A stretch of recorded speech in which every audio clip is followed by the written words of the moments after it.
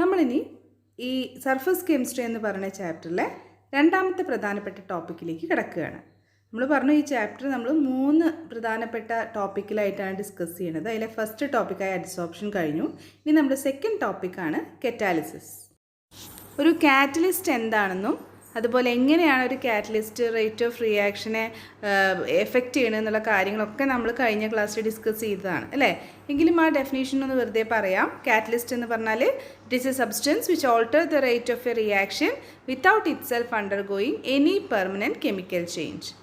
സ്വയം അങ്ങനെ മാറ്റങ്ങളൊന്നും വരാതെ, സ്ഥിരമായ മാറ്റം വരാതെ ഒരു റിയാക്ഷൻ്റെ സ്പീഡിനെ മാറ്റാൻ കഴിവുള്ള ആളെയാണ് നമ്മൾ കാറ്റലിസ്റ്റ് എന്ന് വിളിക്കുക. അടുത്തത് നമ്മൾ പറഞ്ഞ കാര്യം തന്നെയാണ്. A catalyst speeds up a chemical reaction by providing an alternative path of lower activation energy for the reactants അല്ലേ. ആക്ടിവേഷൻ എനർജി വളരെ ഹൈ ആയതുകൊണ്ടാണ് കൂടുതൽ റിയാക്റ്റൻസിലും റിയാക്ഷനിലും പങ്കെടുക്കാതിരിക്കുന്നത്. അപ്പോൾ ആ ആക്ടിവേഷൻ എനർജി ഒന്ന് താഴ്ത്തി കൊടുത്ത് അങ്ങനെ കൂടുതൽ റിയാക്റ്റൻസിന് റിയാക്ഷനിൽ പങ്കെടുപ്പിച്ച് റിയാക്ഷൻ്റെ സ്പീഡ് കൂട്ടുക എന്നുള്ള പരിപാടിയാണ് കാറ്റലിസ്റ്റ് ചെയ്യുന്നത്. ഇതും നമ്മൾ കഴിഞ്ഞ ചാപ്റ്റർ ഡിസ്കസ് ചെയ്തു. അപ്പോൾ അങ്ങനെ കാറ്റലിസ്റ്റ് ഉപയോഗിച്ചുകൊണ്ട് ഒരു റിയാക്ഷൻ്റെ റേറ്റിനെ മാറ്റുന്ന പ്രതിഭാസത്തെ, ആ ഫിനോമിനനെയാണ് നമ്മൾ കറ്റാലിസിസ് എന്ന് പറയുന്നത്. The phenomenon of change in the rate of a reaction due to the participation of a catalyst is known as catalysis. ഇനി നമുക്ക് കാറ്റലിസ്റ്റുകളെ ഒന്ന് വിശദമായിട്ട് പരിചയപ്പെടാം. ആദ്യം തന്നെ കാറ്റലിസ്റ്റുകളെ രണ്ടായിട്ട് തരംതിരിച്ചിട്ടുണ്ട്: positive catalyst and negative catalyst. First of all, let us see what is a positive catalyst. When the catalyst increases the rate of a reaction, it is called a positive catalyst. അതായത് നമ്മൾ പഠിച്ചിട്ടുണ്ട് കാറ്റലിസ്റ്റിന് റിയാക്ഷൻ്റെ speed കൂട്ടാനും കഴിയും കുറയ്ക്കാനും കഴിയും. റിയാക്ഷൻ്റെ speed കൂട്ടുകയാണ് ഒരു catalyst ചെയ്യുന്നതെന്നുണ്ടെങ്കിൽ അത്തരം കാറ്റലിസ്റ്റുകളെ നമ്മൾ വിളിക്കുന്ന പേരാണ് പോസിറ്റീവ് കാറ്റലിസ്റ്റ്. ഫോർ എക്സാമ്പിൾ, അമോണിയയുടെ മാനുഫാക്ചറിങ് പ്രോസസ്സിൽ നമ്മൾ സ്പോഞ്ചി അയൺ കാറ്റലിസ്റ്റായിട്ട് ഉപയോഗിക്കുന്നുണ്ട് അല്ലേ. അവിടെ അയൺ ഒരു പോസിറ്റീവ് കാറ്റലിസ്റ്റ് ആയിട്ടാണ് പ്രവർത്തിക്കുന്നത്. അതായത് അയോൺ ഉപയോഗിക്കുന്നതുകൊണ്ട് ആ റിയാക്ഷൻ്റെ സ്പീഡ് കൂടുകയാണ് ചെയ്യുന്നത്. So when the catalyst increases the rate of a reaction it is called positive catalyst. Now let us see what is a negative catalyst. ഒരു കാറ്റലിസ്റ്റ് റിയാക്ഷൻ്റെ സ്പീഡ് കുറയ്ക്കുകയാണ് ചെയ്യണമെന്നുണ്ടെങ്കിൽ അത്തരം കാറ്റലിസ്റ്റുകളെ നമ്മൾ വിളിക്കുന്ന പേരാണ് negative catalyst. When the catalyst decreases the rate of a reaction, it is called negative catalyst. ഉദാഹരണത്തിന് H2O2ൻ്റെ ഡീകമ്പോസിഷൻ നമ്മൾ +1 പഠിച്ചിട്ടുണ്ട്, ഓർമ്മയില്ലേ? ഹൈഡ്രജൻ പെറോക്സൈഡ് എന്തൊക്കെയായിട്ട് ഡീകമ്പോസ് ചെയ്യുക? വാട്ടറും ഓക്സിജനും ആയിട്ട് അല്ലേ. ആ ഡീകമ്പോസിഷൻ പ്രോസസ്സ് കുറച്ചെങ്കിലും ഡൈല്യൂട്ട് സൾഫ്യൂരിക് ആസിഡോ അല്ലെങ്കിൽ ഫോസ്ഫോറിക് ആസിഡിൻ്റെ സാന്നിധ്യം ഉണ്ടെങ്കിൽ ആ ഡീകമ്പോസിഷൻ ഒന്ന് പതുക്കെയാവും, സ്ലോ ഡൗൺ ആവും. അപ്പോൾ അവിടെ സൾഫ്യൂരിക് ആസിഡും ഫോസ്ഫോറിക് ആസിഡും നെഗറ്റീവ് കാറ്റലിസ്റ്റ് ആയിട്ടാണ് പ്രവർത്തിക്കുന്നത്. അപ്പോൾ ഒരു നെഗറ്റീവ് കാറ്റലിസ്റ്റ് എന്ന് പറഞ്ഞാൽ എന്താണ്? ഒരു റിയാക്ഷൻ്റെ സ്പീഡ് കുറയ്ക്കുന്ന കാറ്റലിസ്റ്റുകളെയാണ് നമ്മൾ നെഗറ്റീവ് കാറ്റലിസ്റ്റ് എന്ന് വിളിക്കുക. അപ്പോൾ പോസിറ്റീവ് കാറ്റലിസ്റ്റും നെഗറ്റീവ് കാറ്റലിസ്റ്റും എന്താണെന്ന് മനസ്സിലായില്ലേ? ഒരു റിയാക്ഷൻ്റെ സ്പീഡ് കൂട്ടുന്ന കാറ്റലിസ്റ്റുകളെ പോസിറ്റീവ് കാറ്റലിസ്റ്റ് എന്നും റിയാക്ഷൻ്റെ സ്പീഡ് കുറയ്ക്കുന്ന കാറ്റലിസ്റ്റിനെ നെഗറ്റീവ് കാറ്റലിസ്റ്റ് എന്നും വിളിക്കുന്നു. എന്നാൽ ഇനി നമുക്ക് അടുത്ത ടോപ്പിക്കിലേക്ക് കിടക്കാം. കാറ്റലിസ്റ്റുമായിട്ട് വളരെയധികം ബന്ധപ്പെട്ട് കിടക്കുന്ന ടോപ്പിക്കാണ് catalytic promoters and catalytic poisons. അപ്പോൾ ആദ്യം നമുക്ക് കാറ്റലിറ്റിക് പ്രൊമോട്ടർ എന്ന് പറഞ്ഞാൽ എന്താണെന്ന് നോക്കാം. കാറ്റലിറ്റിക് പ്രൊമോട്ടർ എന്ന് പറഞ്ഞിട്ടുണ്ടെങ്കിൽ കാറ്റലിസ്റ്റിൻ്റെ ആക്ടിവിറ്റിയെ ഒന്നുകൂടി കൂട്ടുന്ന ആളുകളെയാണ് നമ്മൾ കാറ്റലിറ്റിക് പ്രൊമോട്ടർ എന്ന് പറയുക. അപ്പോൾ the substances which increase the activity of a catalyst are called catalytic promoters. For example, in Haber's process for the manufacture of ammonia, molybdenum is used as a promoter which increases the activity of iron catalyst. അതായത് Haber's process എന്ന് പറഞ്ഞിട്ടുണ്ടെങ്കിൽ അമോണിയയുടെ manufacturing പ്രോസസ്സിൻ്റെ പേരാണ്. ആ Haber's പ്രോസസ്സിൽ നമ്മൾ ഉപയോഗിക്കുന്ന catalyst ഏതാണെന്ന് നിങ്ങൾക്കൊക്കെ അറിയാം അല്ലേ. സ്പോഞ്ചി അയേണാണ് നമ്മൾ ഉപയോഗിക്കുന്ന കാറ്റലിസ്റ്റ്. ആ അയേണിൻ്റെ പ്രവർത്തനം ഒന്നുകൂടി മെച്ചപ്പെടുത്താൻ അല്ലെങ്കിൽ ആ കാറ്റലിസ്റ്റിൻ്റെ പ്രവർത്തനത്തെ ഒന്ന് ഇൻക്രീസ് ചെയ്യാൻ വേണ്ടി നമ്മൾ ഉപയോഗിക്കുന്ന ആളാണ് മോളിബ്ഡനം. അപ്പോൾ മോളിബ്ഡനത്തിൻ്റെ ഫങ്ഷൻ ഇവിടെ എന്താണെന്ന് ചോദിച്ചാൽ മോളിബ്ഡനം is acting as A catalytic promoter.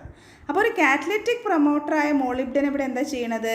Catalyst ആയിട്ടുള്ള അയേണിൻ്റെ ആക്ടിവിറ്റി ഒന്നുകൂടി ഇൻക്രീസ് ചെയ്യിപ്പിക്കുന്നു. അപ്പോൾ the substance which increases the activity of a catalyst are called catalytic promoters. കാറ്റലിസ്റ്റിൻ്റെ പ്രവർത്തനത്തെ ഒന്നുകൂടി വർദ്ധിപ്പിക്കുന്ന സബ്സ്റ്റൻസസെയാണ് നമ്മൾ കാറ്റലിറ്റിക് പ്രൊമോട്ടേഴ്സ് എന്ന് വിളിക്കുന്നത്. ഇനി അടുത്ത ടോപ്പിക്ക് നോക്കൂ, കാറ്റലിറ്റിക് പോയ്സൺസ്.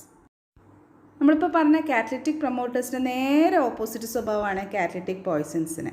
അതായത് കാറ്റലിസ്റ്റിൻ്റെ പ്രവർത്തനത്തെ കുറയ്ക്കുന്ന ആളുകളെയാണ് നമ്മൾ കാറ്റലിറ്റിക് പോയ്സൺ എന്ന് വിളിക്കുക.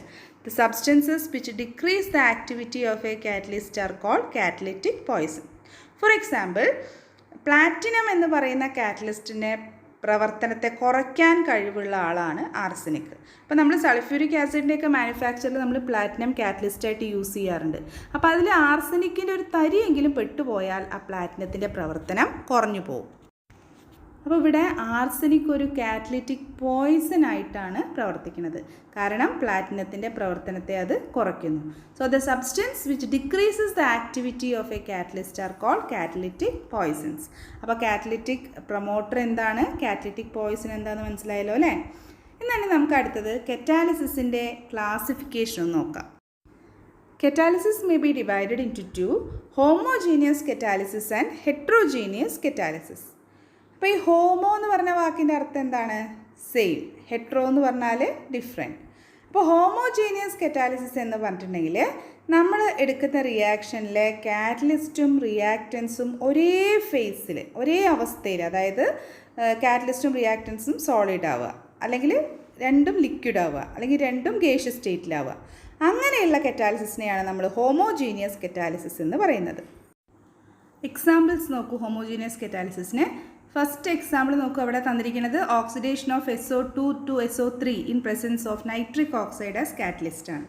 അവിടെ റിയാക്റ്റൻസും അതേപോലെ കാറ്റലിസ്റ്റായ നൈട്രിക് ഓക്സൈഡും ഒക്കെ ഗേഷ്യസ് സ്റ്റേറ്റിലാണ് അല്ലേ. രണ്ടാമത്തെ example inversion of cane sugar ആണ്. നമ്മൾ സ്യൂഡോ ഫസ്റ്റ് ഓർഡർ റിയാക്ഷനിൽ കണ്ട എക്സാമ്പിളാണ്. അവിടെ നോക്കി നോക്കൂ, റിയാക്റ്റൻസും അതേപോലെ കാറ്റലിസ്റ്റായിട്ട് അവിടെ പ്രവർത്തിക്കുന്നത് സൾഫ്യൂരിക് ആസിഡാണ്. അതെല്ലാം തന്നെ ലിക്വിഡ് സ്റ്റേറ്റിലാണ്. അപ്പോൾ ഹോമോജീനിയസ് കറ്റാലിസിസ് എന്ന് പറയുമ്പോൾ റിയാക്റ്റൻസും കാറ്റലിസ്റ്റും എല്ലാം ഒരേ ഫേസിലാണെങ്കിൽ അതിനെയാണ് നമ്മൾ ഹോമോജീനിയസ് കറ്റാലിസിസ് എന്ന് പറയുന്നത്. Now let us see what is heterogeneous catalysis. When the catalyst and the reactants are in different phase, the process is said to be heterogeneous catalysis. അതായത് നമ്മുടെ കാറ്റലിസ്റ്റും റിയാക്റ്റൻസും എല്ലാം വ്യത്യസ്ത ഫേസുകളിലാവുമ്പോഴാണ് ആ കറ്റാലിസിസിനെയാണ് നമ്മൾ ഹെട്രോജീനിയസ് കറ്റാലിസിസ് എന്ന് പറയുന്നത്. നമ്മൾ അഡ്സോർപ്ഷൻ്റെ എക്സാമ്പിൾ പറഞ്ഞപ്പോൾ ഒന്ന് പറഞ്ഞിരുന്നു അല്ലേ. അപ്പോൾ നമുക്ക് ഇതിനുള്ള എക്സാമ്പിൾ ഒന്ന് നോക്കാം, ഹെട്രോജീനിയസ് കറ്റാലിസിസിൻ്റെ examples. Here again the oxidation of SO2 to SO3. But catalyst is different. ഇവിടെ നമ്മൾ ഉപയോഗിച്ചിരിക്കുന്ന കാറ്റലിസ്റ്റ് പ്ലാറ്റിനമാണ്. പ്ലാറ്റിനം സോളിഡ് സ്റ്റേറ്റിലുള്ളതാണ് അല്ലേ. അപ്പോൾ ഇവിടെ റിയാക്റ്റൻസ് ഒക്കെ ഗേഷ്യസ് സ്റ്റേറ്റിലും നമ്മുടെ കാറ്റലിസ്റ്റ് ആണെങ്കിലോ സോളിഡ് സ്റ്റേറ്റിലാണ്. ഇനി രണ്ടാമത്തെ എക്സാമ്പിൾ നോക്കുക, ഏതാണത്? നമുക്ക് വളരെ പരിചിതമായിട്ടുള്ളൊരു എക്സാമ്പിളാണ് അമോണിയയുടെ പിന്നെ ഫോർമേഷൻ്റെ എക്സാമ്പിളാണ്. നൈട്രജനും ഹൈഡ്രജനും ഒക്കെ ഗേഷ്യസ് സ്റ്റേറ്റിലാണ്. നമ്മൾ ഉപയോഗിച്ചിരിക്കുന്ന കാറ്റലിസ്റ്റ് ആയിട്ടുള്ള അയൺ സോളിഡ് സ്റ്റേറ്റിലാണ്. അപ്പോൾ ഈ എക്സാമ്പിൾസ് രണ്ടിൻ്റെയും ഹോമോജീനിയസിൻ്റെയും അതേപോലെ ഹെട്രോജീനിയസ് കറ്റാലിസിൻ്റെ എക്സാമ്പിൾസ് നമ്മൾ പഠിച്ചിരിക്കണം. അപ്പോൾ ഈ ഒരു എക്സാമ്പിൾ പഠിക്കാൻ നല്ല എളുപ്പമാണ്. First example SO2 + O2 giving SO3. Homogeneous ആകുമ്പോൾ നമ്മളവിടെ കാറ്റലിസ്റ്റായിട്ട് പ്രവർത്തിക്കുന്നത് NO ആണ് അല്ലേ, എല്ലാം ഗേഷ്യസ് സ്റ്റേറ്റിൽ. ഹെട്രോജീനിയസ് ആകുമ്പോൾ കാറ്റലിസ്റ്റ് പ്ലാറ്റിനം ആണ്, അത് സോളിഡ് സ്റ്റേറ്റിലാണ്. അപ്പോൾ റിയാക്റ്റൻസും കാറ്റലിസ്റ്റും വ്യത്യസ്ത ഫേസിലാവുമ്പോഴുള്ള കറ്റാലിസിസിനെയാണ് നമ്മൾ ഹെട്രോജീനിയസ് കറ്റാലിസിസ് എന്ന് പറയുന്നത്. അപ്പോൾ വ്യത്യാസം മനസ്സിലായി എന്ന് വിചാരിക്കുന്നു. ഹോമോജീനിയസ് കറ്റാലിസിസ് എന്താണ്, ഹെട്രോജീനിയസ് കറ്റാലിസിസ് എന്താണെന്നുള്ളത്. എന്നാൽ നമുക്ക് അടുത്ത ടോപ്പിക്ക് നോക്കൂ, adsorption theory of heterogeneous catalysis. Heterogeneous കറ്റാലിസിസിനെ പറ്റി എക്സ്പ്ലെയിൻ ചെയ്യുന്ന 3 അഡ്സോർപ്ഷൻ തിയറീസ് നമ്മൾ ഡിസ്കസ് ചെയ്യാൻ പോകുന്നുണ്ട്. അതിൽ ആദ്യത്തേതാണ് ഓൾഡ് അഡ്സോർപ്ഷൻ തിയറി. ഈ ഓൾഡ് അഡ്സോർപ്ഷൻ തിയറി ഡിസ്കസ് ചെയ്യുന്നതിന് മുന്നേ നമ്മുടെ മനസ്സിലൊരു കാര്യം എപ്പോഴും ഉണ്ടാവണം. ഈ ഹെട്രോജീനിയസ് കറ്റാലിസിസ് എന്ന് പറയുമ്പോൾ കാറ്റലിസ്റ്റ് മിക്കവാറും സോളിഡ് ആയിരിക്കും, നമ്മൾ കാണുന്ന എക്സാമ്പിൾസിലൊക്കെ തന്നെ. അതേപോലെ റിയാക്റ്റൻസ് ലിക്വിഡോ ഗേഷ്യസ് സ്റ്റേറ്റിലോ ആയിരിക്കും. ഓൾഡ് അഡ്സോർപ്ഷൻ തിയറി എന്താണ് പറയണമെന്ന് വെച്ചാൽ റിയാക്റ്റൻസ് സോളിഡ് ആയിട്ടുള്ള കാറ്റലിസ്റ്റിൻ്റെ സർഫസിൽ അഡ്സോർബ് ചെയ്യപ്പെടുന്നത് കൊണ്ടാണ് കറ്റാലിസിസ് നടക്കുന്നത്. അതിലിങ്ങനെ പറ്റിപ്പിടിക്കുന്നതിൻ്റെ ഒരു റിസൾട്ടായിട്ടാണ്. എത്രത്തോളം കൂടുതൽ റിയാക്റ്റൻസ് ഈ കാറ്റലിസ്റ്റിൻ്റെ സർഫസിൽ അഡ്സോർബ് ചെയ്യപ്പെടുന്നോ അതിനനുസരിച്ച് റിയാക്ഷൻ്റെ റേറ്റും കൂടും എന്നാണ് ഓൾഡ് അഡ്സോർപ്ഷൻ തിയറി പറയുന്നത്. According to this theory, the reactants are adsorbed on the surface of the solid catalyst. The increase in concentration of reactants on the surface of the catalyst increases the rate of reaction. മനസ്സിലായല്ലോ അല്ലേ? അതായത് ഈ solid കാറ്റലിസ്റ്റിൻ്റെ സർഫസിൽ reactance പറ്റിപ്പിടിക്കുന്നു. എത്രത്തോളം കൂടുതൽ reactance സർഫസിൽ പറ്റിപ്പിടിക്കുന്നു അത്രത്തോളം reaction rate കൂടുകയും ചെയ്യും. എന്തുകൊണ്ടാണ് അങ്ങനെ അഡ്സോർപ്ഷൻ നടക്കുമ്പോൾ റേറ്റ് കൂടണമെന്നുള്ള എക്സ്പ്ലനേഷൻ അവർ പറയുന്നത് എന്താണെന്ന് വെച്ചാൽ, അഡ്സോർപ്ഷൻ ഒരു എക്സോതെർമിക് പ്രോസസ്സാണ്. അപ്പോൾ അഡ്സോർപ്ഷൻ നടക്കും തോറും കൂടുതൽ അഡ്സോർപ്ഷൻ നടക്കും തോറും കൂടുതൽ ഹീറ്റ് എനർജി പുറത്തേക്ക് വിടും. അപ്പോൾ അതുകൊണ്ട് ആ ഒരു ഹീറ്റ് ഓഫ് അഡ്സോർപ്ഷൻ യൂട്ടിലൈസ് ചെയ്തിട്ടാണ് റേറ്റ് ഓഫ് റിയാക്ഷൻ്റെ സ്പീഡ് കൂടണമെന്നാണ് ഓൾഡ് അഡ്സോർപ്ഷൻ തിയറിയുടെ ഒരു എക്സ്പ്ലനേഷൻ. ഓക്കെ, ഇനി നമുക്ക് അടുത്ത തിയറിയിലേക്ക് പോവാം. അതാണ് ഇൻ്റർമീഡിയറ്റ് കോമ്പൗണ്ട് ഫോർമേഷൻ തിയറി.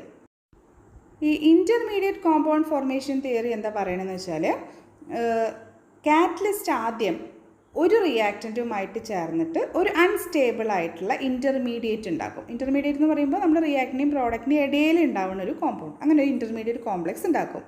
ആ ഇൻ്റർമീഡിയറ്റ് രണ്ടാമത്തെ റിയാക്റ്റൻറ്റുമായിട്ട് കമ്പൈൻ ചെയ്തിട്ട് പ്രോഡക്റ്റായി മാറും. എന്നിട്ട് നമ്മൾ ഉപയോഗിച്ച കാറ്റലിസ്റ്റിനെ റീജനറേറ്റ് ചെയ്യുകയും ചെയ്യും. അപ്പോൾ കാറ്റലിസ്റ്റ് അൺയൂസ്ഡ് ആയിട്ട് അവസാനം തിരിച്ചു കിട്ടും. അതാണ് ഇൻ്റർമീഡിയറ്റ് കോമ്പൗണ്ട് ഫോർമേഷൻ തിയറി പറയുന്നത്. ഈ തന്നിരിക്കുന്ന എക്സാമ്പിൾ തന്നെ ശ്രദ്ധിക്കൂ കേട്ടോ. റിയാക്ഷൻ ഇതാണ്, A+B AB ആയിട്ട് മാറുന്നു പ്രോഡക്റ്റ്, C അവിടെ കാറ്റലിസ്റ്റാണ്. അപ്പോൾ ഈ ഒരു റിയാക്ഷൻ 2 സ്റ്റെപ്പിലായിട്ടാണ് നടക്കുന്നതെന്നാണ് ഇൻ്റർമീഡിയറ്റ് കോമ്പൗണ്ട് ഫോർമേഷൻ തിയറി പറയുന്നത്. ഫസ്റ്റ് സ്റ്റെപ്പിൽ A എന്ന് പറയുന്ന റിയാക്റ്റൻ്റ് നമ്മുടെ കാറ്റലിസ്റ്റ് സിയുമായി ചേർന്നൊരു ഇൻ്റർമീഡിയറ്റ് കോമ്പൗണ്ട് ഉണ്ടാവുന്നത്, അതാണ് AC. ഇനി ഇൻ്റർമീഡിയറ്റ് കോമ്പൗണ്ട് എന്ത് ചെയ്യുന്ന രണ്ടാമത്തെ സ്റ്റെപ്പിൽ നമ്മുടെ രണ്ടാമത്തെ റിയാക്റ്റൻ്റ് ആയിട്ടുള്ള ബിയുമായി ചേർന്ന് AB എന്ന് പറയുന്ന പ്രോഡക്റ്റ് ഉണ്ടാക്കും. അപ്പോൾ എന്ത് ചെയ്യും? ആ സിയെ റിലീസ് ചെയ്യും അല്ലേ? അപ്പോൾ നമുക്ക് കാറ്റലിസ്റ്റിനെ പിന്നെയും റീജനറേറ്റ് ചെയ്യും. അപ്പോൾ ഈ ഒരു പ്രോസസ്സാണ് ശരിക്കും കറ്റാലിസിസിൽ നടക്കണമെന്നാണ് ഇൻ്റർമീഡിയറ്റ് കോമ്പൗണ്ട് ഫോർമേഷൻ തിയറി അവകാശപ്പെടുന്നത്. ഇനി നമ്മുടെ അടുത്ത തിയറിയാണ് മോഡേൺ അഡ്സോർപ്ഷൻ തിയറി. ഈ മോഡേൺ അഡ്സോർപ്ഷൻ തിയറി എന്ന് പറയുന്നത് it is A combination of old adsorption theory and intermediate compound formation theory. ഈ തിയറി അനുസരിച്ച് നമ്മുടെ കറ്റാലിസിസിൻ്റെ മെക്കാനിസം നടക്കുന്നത് 5 സ്റ്റെപ്സിലൂടെയാണ്. ആദ്യത്തെ സ്റ്റെപ്പ് എന്ന് പറയുന്നത് diffusion of reactants to the surface of catalyst. അതായത് നമ്മുടെ കാറ്റലിസ്റ്റിൻ്റെ സർഫസിൽ റിയാക്റ്റൻസ് ഡിഫ്യൂസ് ചെയ്യുക എന്ന് പറഞ്ഞാൽ ആകെ അതിൻ്റെ മേലെ ഇങ്ങനെ പടർന്ന് പിടിക്കുക. അതാണ് ഫസ്റ്റ് സ്റ്റെപ്പ് എന്ന് പറയുന്നത്. രണ്ടാമത്തെ step adsorption of reactance on the surface of catalyst. അതായത് കാറ്റലിസ്റ്റിൻ്റെ സർഫസിൽ റിയാക്റ്റൻസ് അഡ്സോർബ് ചെയ്യപ്പെടുന്നു. ആദ്യം നമ്മൾ പറഞ്ഞു ഫസ്റ്റ് സ്റ്റെപ്പിൽ അവർ ഈ കാറ്റലിസ്റ്റിൻ്റെ സർഫസിൽ ഇങ്ങനെ ഡിഫ്യൂസ് ചെയ്തു, നന്നായിട്ട് ഇങ്ങനെ പരന്നു അല്ലേ? എന്നിട്ട് ആ കാറ്റലിസ്റ്റിൻ്റെ സർഫസിൽ അത് പറ്റിപ്പിടിക്കുന്നു, അഡ്സോർബ് ചെയ്യപ്പെടുന്നു. അതാണ് രണ്ടാമത്തെ step. Third step is the formation of intermediate compound. അതായത് അങ്ങനെ ആ റിയാക്റ്റൻറ്റും കാറ്റലിസ്റ്റും കൂടി ചേർന്ന് ഒരു ഇൻ്റർമീഡിയറ്റ് ഉണ്ടാവുന്നു. അതാണ് മൂന്നാമത്തെ step. First step diffusion of reactance on the surface of the catalyst, രണ്ടാമത്തത് അഡ്സോർപ്ഷൻ, മൂന്നാമത്തത് ഫോർമേഷൻ ഓഫ് ഇൻ്റർമീഡിയറ്റ് കോമ്പൗണ്ട്. ഇനി നാലാമത്തെ സ്റ്റെപ്പിൽ എന്ത് സംഭവിക്കും?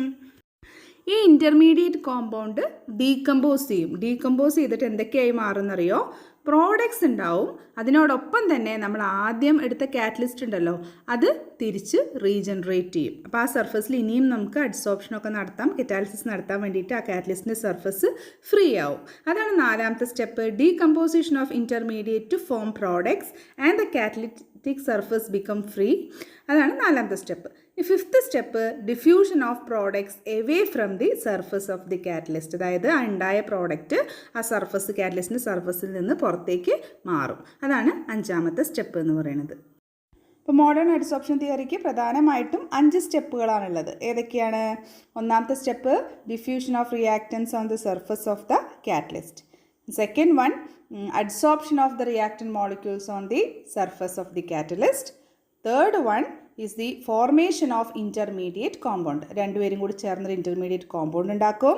നാലാമത്തെ സ്റ്റെപ്പ് ഇൻ്റർമീഡിയറ്റ് കോമ്പൗണ്ട് ഡീകമ്പോസ് ചെയ്തിട്ട് പ്രോഡക്റ്റും പിന്നെ കാറ്റലിസ്റ്റുമായി മാറും അല്ലേ. Decomposition of intermediate compound to form the product and the catalyst is regenerated. And the last and fifth step is the diffusion of products away from the surface of the catalyst. Catalystന്റെ സർഫസിൽ നിന്ന് products മാറും, catalyst free ആവുന്നു. അപ്പോൾ ഈ 5 സ്റ്റെപ്പുകളാണ് adsorption theory of heterogeneous കറ്റാലിസിസിൻ്റെ മൂന്നാമത്തെ തിയറിയായ modern adsorption തിയറിയിൽ പറയുന്നത്. അപ്പോൾ 3 തിയറീസും ഒന്ന് പഠിക്കണം കേട്ടോ, വളരെ ഇമ്പോർട്ടൻ്റ് ആണ്. ഇനി മറ്റൊരു കാര്യം പറയാനുള്ളത്, മോഡേൺ അഡ്സോർപ്ഷൻ തിയറിക്കാണ് കുറച്ചും കൂടി ലോജിക്കലായിട്ട് എക്സ്പ്ലനേഷൻസ് കൊടുക്കാൻ സാധിച്ചിട്ടുള്ളത് മറ്റ് 2 തിയറീസിനെ അപേക്ഷിച്ച്. ഒന്നാമത്തെ കാര്യം, നമുക്കറിയാം റിയാക്ഷൻ കഴിഞ്ഞാൽ അവസാനം നമുക്ക് കാറ്റലിസ്റ്റ് റീജനറേറ്റ് ചെയ്യും, അതായത് അവസാനം അതേപോലെ തിരിച്ചു കിട്ടും. അതെന്തുകൊണ്ടാണ് നമുക്ക് ഈ ഒരു എക്സ്പ്ലനേഷൻ മനസ്സിലാവുന്നുണ്ട് അല്ലേ. പിന്നെ രണ്ടാമത്തെ ഒരു കാര്യം, നമ്മൾ കാറ്റലിറ്റിക് പോയിസൺസിനെയൊക്കെ കുറിച്ച് പഠിച്ചിരുന്നു. അതായത് കാറ്റലിസ്റ്റിൻ്റെ പ്രവർത്തനത്തെ കുറയ്ക്കാൻ കഴിവുള്ളവരെയാണ് കാറ്റലിറ്റിക് പോയിസൺസ് എന്ന് പറയുന്നത്. അപ്പോൾ ആ പോയിസൺസിൻ്റെ റോൾ എക്സ്പ്ലെയിൻ ചെയ്യാനും ഈ തിയറിക്ക് സാധിച്ചിട്ടുണ്ട്. അതെങ്ങനെയെന്ന് വെച്ചാൽ, പോയിസൺ അഥവാ ഉണ്ടെങ്കിൽ എന്ത് സംഭവിക്കുന്നു വെച്ചാൽ, കാറ്റലിറ്റിക് സർഫസിൽ റിയാക്റ്റൻ്റ് പോയി അഡ്സോർബ് ചെയ്യുന്നതിനേക്കാളും മുന്നായിട്ട് ഈ പോയിസൺ പോയിട്ട് ആ കാറ്റലിറ്റിക് സർഫസിൽ അഡ്സോർബ് ചെയ്യപ്പെടും. അങ്ങനെ റിയാക്റ്റന് കാറ്റലിസ്റ്റുമായിട്ട് ഒരു ബോണ്ട് ഫോം ചെയ്യാൻ പറ്റാതെ വരികയും അങ്ങനെ റിയാക്ഷൻ റേറ്റിനെ എഫക്റ്റ് ചെയ്യുകയാണ് ചെയ്യുന്നത്. അപ്പോൾ അതോടുകൂടി നമ്മുടെ ഈ ടോപ്പിക് അവസാനിച്ചു. ഇനി നമുക്ക് അടുത്ത ടോപ്പിക്കിലേക്ക് കിടക്കാം. അതാണ് important features of solid catalyst. Solid കാറ്റലിസ്റ്റുകളുടെ 2 പ്രധാനപ്പെട്ട ഫീച്ചേഴ്സാണ് നമ്മളിവിടെ ഡിസ്കസ് ചെയ്യുന്നത്. ഒന്ന് ആക്ടിവിറ്റി, 2 സെലക്ടിവിറ്റി. ഇത് ഓരോന്നും എന്താണെന്ന് നമുക്ക് നോക്കാം. കാറ്റലിസ്റ്റുകൾക്ക് ഒരു റിയാക്ഷൻ്റെ റേറ്റിനെ വളരെയധികം സ്വാധീനിക്കാൻ കഴിയും. അതായത് ഒരു കാറ്റലിസ്റ്റ് ഉപയോഗിക്കുമ്പോൾ റിയാക്ഷൻ റേറ്റ് ഏകദേശം 10⁻10 ടൈംസ് ഇൻക്രീസ് ചെയ്യുന്നതായിട്ടാണ് കണ്ടിരിക്കുന്നത്. അപ്പം അങ്ങനെ ഒരു റിയാക്ഷൻ്റെ റേറ്റിനെ ആക്സിലറേറ്റ് ചെയ്യാനുള്ള കാറ്റലിസ്റ്റിൻ്റെ കഴിവിനെയാണ് അതിൻ്റെ ആക്ടിവിറ്റി എന്നുകൊണ്ട് ഉദ്ദേശിക്കുന്നത്. അപ്പോൾ ability of a catalyst to accelerate the rate of a chemical reaction is called activity. വളരെ എളുപ്പമാണ്, ആ പേര് സൂചിപ്പിക്കുന്നത് പോലെ തന്നെ നമുക്ക് വളരെ എളുപ്പം മനസ്സിലാക്കാൻ പറ്റും. ആക്ടിവിറ്റി എന്ന് പറഞ്ഞിട്ടുണ്ടെങ്കിൽ അതിന് ഒരു റിയാക്ഷൻ്റെ റേറ്റിനെ കൂട്ടാനുള്ള കഴിവ്. അപ്പോൾ നമുക്കൊരു എക്സാമ്പിൾ പറയാം. ഇപ്പോൾ ഹൈഡ്രജനും ഓക്സിജനും കൂടി നമ്മൾ മിക്സ്ചറായിട്ട് എടുത്തിട്ടുണ്ടെങ്കിൽ അതങ്ങനെ പെട്ടെന്ന് റിയാക്ട് ചെയ്ത് ഹൈഡ്രജനും ഓക്സിജനും കൂടി ചേർന്നിട്ട് വാട്ടർ ആവുമൊന്നുമില്ല. പക്ഷേ ഈ ഹൈഡ്രജനും ഓക്സിജനും തന്നെ പ്ലാറ്റിനം എന്ന് പറയുന്ന കാറ്റലിസ്റ്റിൻ്റെ പ്രസൻസിൽ എന്ത് സംഭവിക്കുന്ന അറിയാം, വളരെ എക്സ്പ്ലോസീവ് വയലൻസോടുകൂടി റിയാക്ട് ചെയ്യുമെന്നാണ് പറയണത്. എന്നിട്ട് വാട്ടർ ഉണ്ടാക്കും. അത്രയും വയലൻറ്റ് റിയാക്ഷൻ നടക്കും. നേരെ മറിച്ച് പ്ലാറ്റിനം ഇല്ലെങ്കിൽ അത്ര പെട്ടെന്നൊന്നും റിയാക്ഷൻ നടക്കില്ല. കാറ്റലിസ്റ്റ് ആയിട്ടുള്ള പ്ലാറ്റിനത്തിൻ്റെ എബിലിറ്റിയാണ് അവിടെ ഇത്രയും പെട്ടെന്ന് വാട്ടർ ഉണ്ടാക്കാൻ കഴിയുക എന്നുള്ളത്. അപ്പോൾ അങ്ങനെ ഒരു റിയാക്ഷൻ ആക്സിലറേറ്റ് ചെയ്യാനുള്ള ഒരു കാറ്റലിസ്റ്റിൻ്റെ കഴിവിനെയാണ് അതിൻ്റെ ആക്ടിവിറ്റി എന്നത് പറയുന്നത്. ഇനി നമുക്ക് അടുത്ത ഫീച്ചർ നോക്കാം, അതാണ് സെലക്ടിവിറ്റി. ഈ ഒരു ഫീച്ചറിനെ പറ്റിയിട്ട് നമുക്ക് ഈ ഒരു പേരിൽ നിന്ന് തന്നെ ഒരു ഏകദേശ സൂചനയൊക്കെ ലഭിക്കുന്നുണ്ട് അല്ലേ. ഈ ഒരു സെലക്ടിവിറ്റി എന്ന് പറഞ്ഞാൽ എന്താണെന്ന് വെച്ചാൽ, നമുക്കിപ്പോൾ 2 റിയാക്റ്റൻസ് ഉപയോഗിച്ചാൽ നമുക്ക് പലതരം പ്രോഡക്റ്റുകൾ കിട്ടാനൊരു സാധ്യത ഉണ്ടെങ്കിൽ കാറ്റലിസ്റ്റിനൊരു എബിലിറ്റി ഉണ്ട് ഏത് പ്രോഡക്റ്റിലേക്ക് പോകണമെന്ന് തീരുമാനിക്കാൻ. അങ്ങനെയുള്ള ആ ഒരു എബിലിറ്റീനെയാണ് നമ്മൾ സെലക്ടിവിറ്റി എന്ന് പറയുന്നത്. It is the ability of a catalyst to direct a reaction to yield a particular product. ഇപ്പോൾ ഈ എക്സാമ്പിൾ നോക്കൂ, ഇവിടെ 3 എക്സാമ്പിൾസിലും റിയാക്റ്റൻസ് ശ്രദ്ധിക്കൂ, കാർബൺ മോണോക്സൈഡും ഹൈഡ്രജനുമാണ്. ഹൈഡ്രജൻ്റെ എമൗണ്ടിൽ ആ റേഷ്യോയിൽ വ്യത്യാസം ഉണ്ടെന്നേ ഉള്ളൂ, അല്ലാതെ റിയാക്റ്റൻസ് സെയിം ആണ്. ആ കേസിൽ നമ്മൾ ആദ്യത്തെ എക്സാമ്പിൾ നിക്കൽ നമ്മൾ കാറ്റലിസ്റ്റ് ആയിട്ട് എടുത്തപ്പോൾ നമുക്ക് കിട്ടിയ പ്രോഡക്റ്റ് മീതെയിനാണ്. രണ്ടാമത്തെ എക്സാമ്പിൾ കോപ്പറും zinc oxide in presence of chromium oxide എടുത്തപ്പോൾ നമുക്ക് കിട്ടിയ പ്രോഡക്റ്റ് മെത്തനോളാണ്, CH3OH ആണ്. അവിടെ കാറ്റലിസ്റ്റ് ക്ലിയർ ആവില്ലെന്ന് ശ്രദ്ധിക്കുക. Cu in presence of ZnO and Cr2O3 ആണ് അവിടുത്തെ കാറ്റലിസ്റ്റ് കേട്ടോ. അപ്പം നമുക്ക് കിട്ടുന്ന പ്രോഡക്റ്റ് CH3OH ആണ്. മൂന്നാമത്തെ കേസിലോ കോപ്പർ നമ്മൾ കാറ്റലിസ്റ്റായിട്ട് ഉപയോഗിച്ചപ്പോൾ നമുക്ക് HCHO, അതായത് ഫോർമാൽഡിഹൈഡാണ് പ്രോഡക്റ്റായിട്ട് കിട്ടിയത്. അപ്പോൾ ഇവിടെ ഇപ്പോൾ ആ കാറ്റലിസ്റ്റാണ് തീരുമാനിക്കുന്നത് ഏത് ദിശയിലേക്ക് നമ്മുടെ റിയാക്ഷൻ പോകണം എന്നുള്ളത്, ഏത് പ്രോഡക്റ്റ് കിട്ടണമെന്ന് അവിടെ തീരുമാനിക്കുന്നത് കാറ്റലിസ്റ്റാണ്. ആ കാറ്റലിസ്റ്റ് എബിലിറ്റിയാണ് നമ്മൾ സെലക്ടിവിറ്റി എന്ന് പറയുന്നത്. പലതരം പ്രോഡക്റ്റ് കിട്ടാനുള്ള സാധ്യത ഉണ്ടെങ്കിൽ ഏത് പ്രോഡക്റ്റ് വേണം, ഏത് ദിശയിലേക്ക് പോകണമെന്ന് സെലക്ട് ചെയ്യാനുള്ള ഒരു കാറ്റലിസ്റ്റിൻ്റെ കഴിവിനെയാണ് സെലക്ടിവിറ്റി എന്ന് പറയുന്നത്. അപ്പോൾ selectivity is the ability of a catalyst to direct a reaction to give a particular product. അപ്പോൾ അപ്പോൾ ഇത് രണ്ടുമാണ് സോളിഡ് കാറ്റലിസ്റ്റുകളുടെ രണ്ട് പ്രധാനപ്പെട്ട ഫീച്ചേഴ്സ്, ആക്ടിവിറ്റി ആൻഡ് സെലക്ടിവിറ്റി. അപ്പോൾ ഇന്ന് നമ്മൾ ഡിസ്കസ് ചെയ്തത് കാറ്റലിസ്റ്റുകളെ കുറിച്ചാണ്. കാറ്റലിസ്റ്റുകൾ ഏതൊക്കെ ടൈപ്പ് കാറ്റലിസ്റ്റുകളുണ്ട്, അതേപോലെ രണ്ട് തരം കറ്റാലിസിസിനെ കുറിച്ച് ഡിസ്കസ് ചെയ്തു, തിയറീസ് ഡിസ്കസ് ചെയ്തു, അവരുടെ ഫീച്ചേഴ്സ് ഡിസ്കസ് ചെയ്തു. അപ്പോൾ ഇനി നമുക്ക് അടുത്ത ക്ലാസ് കാണാം. താങ്ക്